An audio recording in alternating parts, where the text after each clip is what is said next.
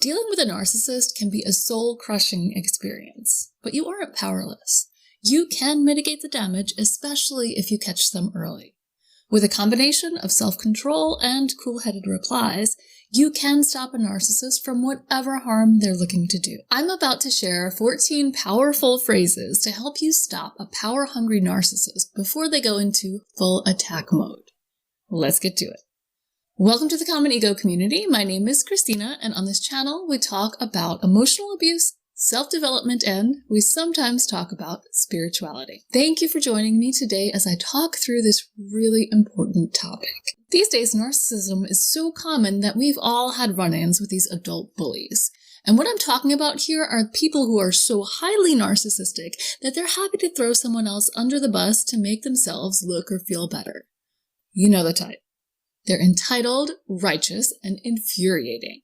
And when they've decided they have no use for you, that's when they become really problematic.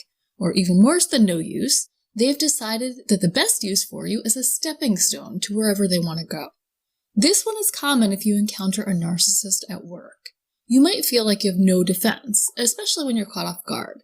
But I'm going to share some key phrases you can use to disarm the narcissist and make it difficult for them to continue their abusive behavior.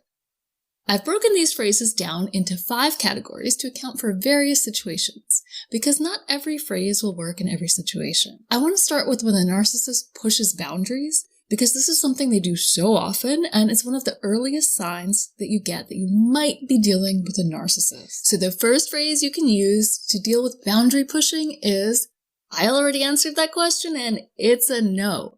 When a narcissist wants something from you, they aren't going to take no for an answer.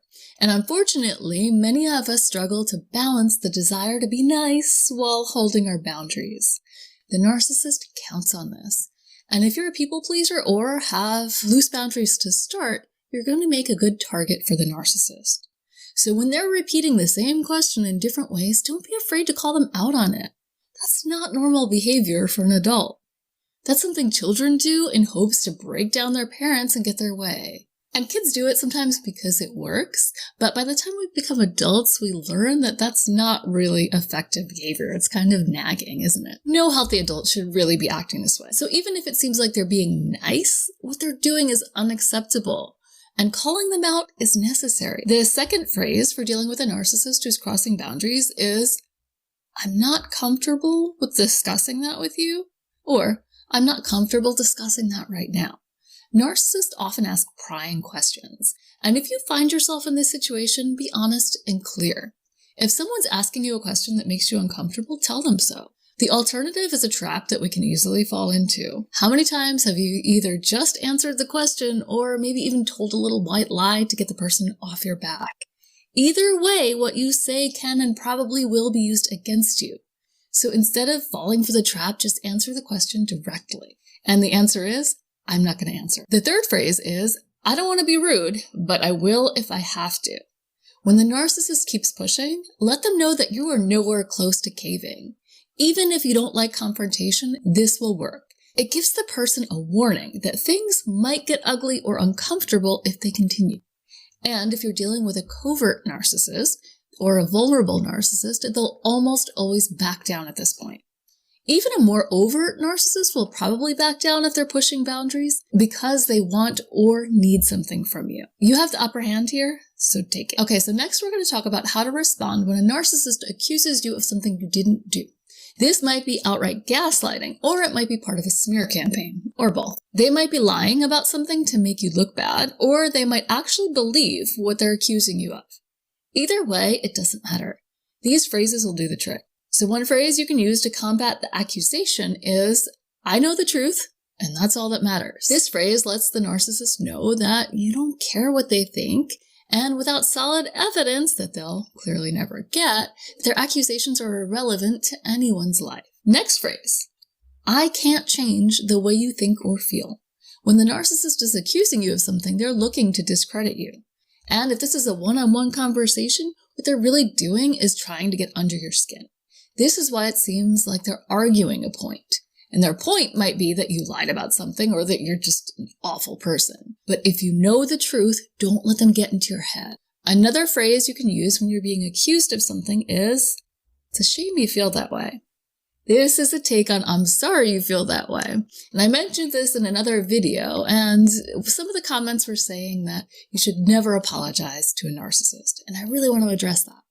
I'm sorry you feel that way is something people say when they're trying to get out of giving an honest apology, but that's not what I'm talking about here. The word sorry actually has two meanings. It can mean regret, as in, I'm sorry I hurt you, which is a genuine apology, or it can be an expression of sympathy. So saying, I'm sorry you feel that way, means I sympathize with you. It doesn't mean that you agree or take responsibility for their feelings. And it's not necessarily disingenuous, although it can sometimes be. So use the phrase that feels best for you in the moment, but the general idea is that you're separating the narcissist's feelings from your own. Now, let's talk about the smear campaign.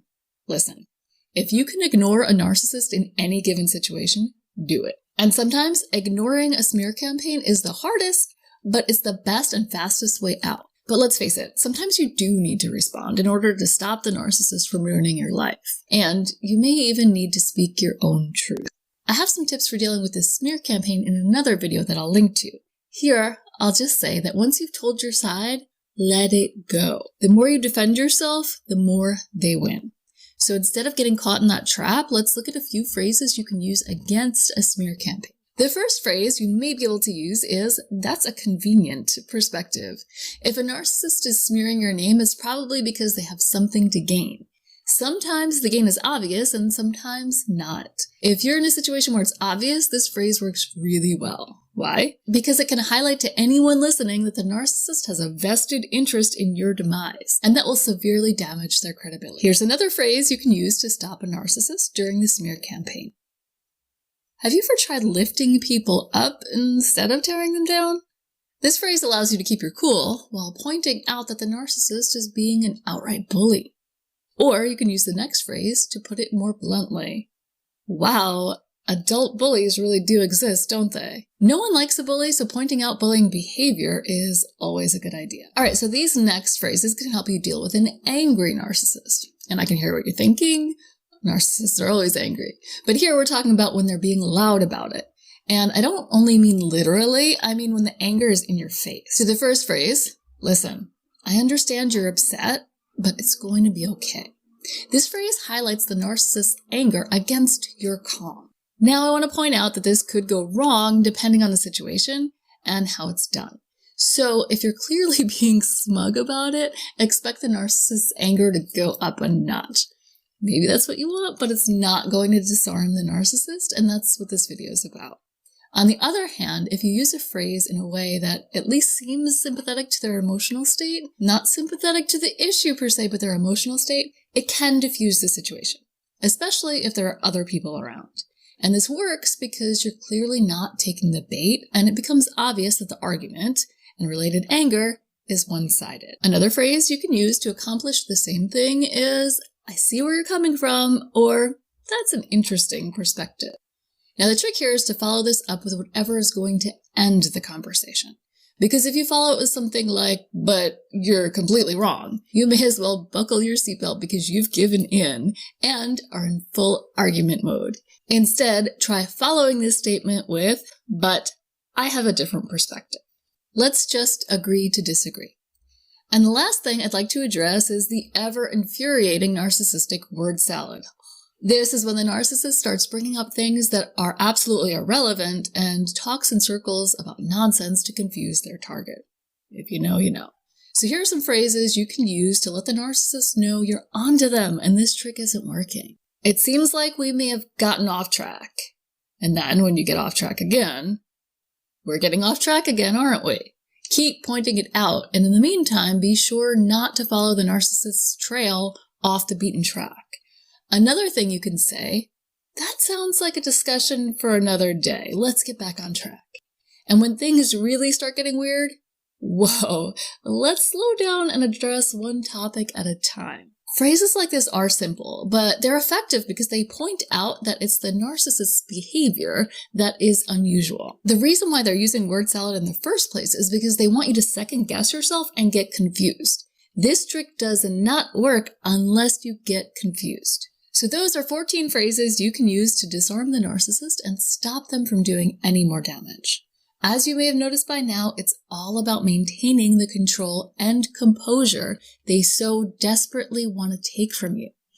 And if you're having doubts about whether you can maintain your composure enough to use these phrases, I have a video that can help. In the video I'm going to link to here, I give some of my best tips about how to keep a narcissist from triggering you.